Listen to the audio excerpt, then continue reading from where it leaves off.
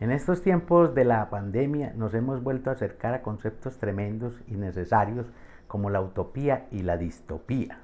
La utopía, recordemos, cuando Tomás Moro hace su maravilloso texto en la época del Renacimiento, pues tiene que ver con un lugar que no existe en ninguna parte, con una serie de probabilidades acerca de las libertades, de la libertad de expresión, de la libertad de los individuos, en un mundo, digamos, soñado, un mundo meditado, un mundo posible, que la distopía hace imposible. Digamos, las distopías tienen que ver ya con lo moderno, con el concepto de totalitarismos, con la negación de las libertades públicas e individuales. Las distopías en el siglo XX pues originaron también novelas, ¿cierto? Y relatos maravillosos. Una de esas novelas ya clásica es Fahrenheit 451 del gran escritor estadounidense Ray Bradbury, ¿cierto? Bradbury con Fahrenheit, recordemos que Fahrenheit 451 es la temperatura en la que arde el papel, en este caso en la que arderían los libros. Es una novela también distópica, maravillosa, muy poética, llena de símbolos, en la que nuestro escritor invitado Ray Bradbury pues hace un recorrido también por conceptos que tienen que ver con el mundo de las libertades o la negación de esas libertades, con el mundo tremendo de los libros, ¿cierto? Los libros, ¿qué significan los libros en una sociedad totalitaria? Los libros que pueden entonces asumir como la guía, la antorcha, ser una suerte de luz frente a los poderes, ¿cierto?, que están dominando a la gente. Entonces, desde el epígrafe podemos apreciar una cosa que es bastante interesante. El epígrafe es de Juan Ramón Jiménez, una cita de Juan Ramón Jiménez, recordemos este gran autor español de la generación del 98, y dice: si os dan papel pautado, escribid por el otro lado. De una vez ya también nos dice más o menos que la tonalidad de Fahrenheit 451 tiene que ver con una especie de rebelión, ¿cierto?, de búsqueda de la libertad en un movimiento pues que empieza con los bomberos, ¿cierto?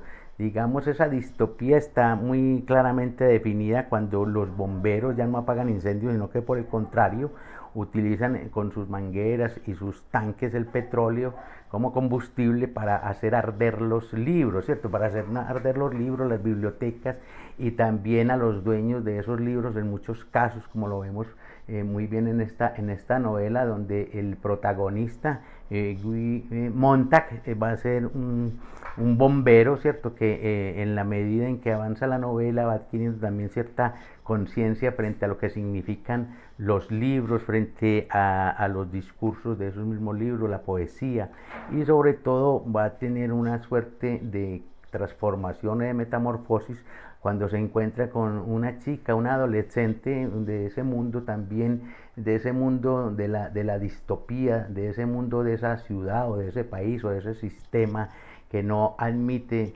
que la gente pueda pensar. Esta muchacha Clarice, entonces es como también el símbolo de lo que sería la rebelión, la reflexión, los nuevos pensamientos, y una cosa muy interesante, lo que sería también la desobediencia de un lado, la desobediencia que puede tener conexión con Thoreau, ¿cierto?, con el gran escritor estadounidense del siglo XIX, que me promueve y promulga pues lo de la desobediencia civil, pero además con esa visión adolescente y joven, juvenil, los jóvenes siempre como una suerte de símbolo de la rebeldía y las transformaciones, en este caso sociales, que impresiona mucho esta niña Clarice a Montag, ¿cierto?, a Montag, y él va a partir de entonces, va también como a sufrir lo que les decía, una especie de cambio en su personalidad, en sus conceptos, en su modo de ver ese mundo distópico de la opresión, ese mundo en que además las pantallas son como el control de mucha gente, ¿cierto?, que no se atreve a ser distintos a lo que dicen los discursos en esas pantallas, que no es otra cosa, ¿cierto?, que el poder que ejerce una gran vigilancia, una suerte de controles casi que imposibles destrozar. Pero vemos que Montag va a ser ese bombero que de alguna forma va a representar también como la liberación, ¿cierto? Ese sueño de la gente de librarse primero de una opresión y segundo de mantener una memoria, ¿cierto? ¿Cuál memoria? La memoria de la humanidad. ¿Qué significa eso, ¿cierto? Que en los libros, que sobre todo en los libros, hay una especie de testimonio que tiene que ver con el mundo del ayer, con el mundo de hoy. Recordemos, por ejemplo, cuando Quevedo nos dice que los libros son esa posibilidad o ese puente para nosotros encontrarnos con la gente que ya no existe, con los que ya murieron. Entonces eso también los libros representan esa posibilidad que tiene que ver con la historia, y ahí lo que se promueve inicialmente en esa novela, lo que se ve es que hay que destrozar la historia, ese poder quiere destrozar la historia y mantener a la gente entonces sin referente, ¿cierto? Sin pasado, y también como en un presente en el que solamente pueden ver como seres mecanizados, como robots, como zombies. Entonces es una novela que trata la distopía, pero también una novela que trata de otro lado la disposición de algunos de esos personajes en ese mundo infeliz, de ser también como una suerte de revolucionarios. Montag se va a encontrar entonces con un profesor, recordemos, con un profesor muy interesante que también va a tener como la posibilidad de ser como una especie de lumbre, ¿cierto? De posibilidad de que Montag, después de matar al jefe de los bomberos con un lanzallamas, pues entonces se encuentre con aquellos hombres que son la memoria, que representan como la única esperanza de esos seres humanos que están esclavizados, la esperanza de que ellos puedan liberarse de alguna forma. ¿Y cómo se van a liberar? Esto es lindo, pues entonces para que ustedes lo lean, porque entonces es como que nos pongamos en vista de que están quemando los libros, que están quemando a los poetas, que están quemando a los filósofos, que están quemando a los pensadores en lo que dejaron como legado a la humanidad. Pues que memoricemos esos textos, que memoricemos esos libros, ¿cierto? Que memoricemos a Faulkner, que memoricemos a Thoreau, que memoricemos a Aristóteles, a Platón, ¿cierto? A los grandes pensadores, y esa entonces es la posibilidad de que el mundo no siga bajo el dominio distópico, bajo el control y vigilancia de un poder, ¿cierto? De un poder que puede uno asimilarlo con las inquisiciones, de un poder totalitario. Fahrenheit 451, entonces en esta pandemia me parece a mí que recobra pues su vigencia, una novela que fue escrita en la década de los 50 del siglo pasado, y en 1953 pues se publicó en los Estados Unidos. Recordemos que es un momento crucial también en los Estados Unidos. ¿Por qué?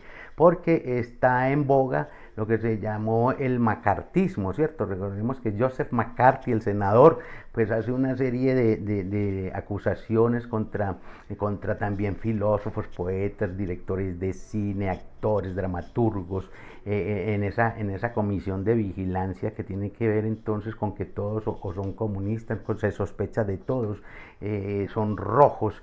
El macartismo, ¿cierto? Que sigue infortunadamente, pues infortunadamente está vigente todavía en nuestro mundo, que es un mundo donde la distopía se ha asomado, y yo creo que entonces la literatura, esta es una literatura de anticipación hermosamente poética. Fahrenheit 451, pues recordemos algunas cosas que allí se anticipan, hasta los cajeros automáticos que en ese entonces no existían, pues ya nuestro Ray Bradbury pues mete los cajeros automáticos, las grandes pantallas, ese mundo de las imágenes de la televisión que va a esclavizar y dominar a mucha gente, y eso lo estamos viviendo. Entonces es un llamado también que en estos días de coronavirus, en estos días de la pandemia universal, de aislamiento, de cuarentenas, pues nos reencontremos con un gran escritor y con una gran novela, ¿cierto? Fahrenheit 451 es mi recomendación para estos días que para algunos son infelices, pero que de todas maneras los podemos aprovechar para buscar eso de los mundos soñados, de los mundos posibles, y también como es seguramente significativo volver a pensar en la utopía en medio del mundo de la distopía. Fahrenheit 451. Chao.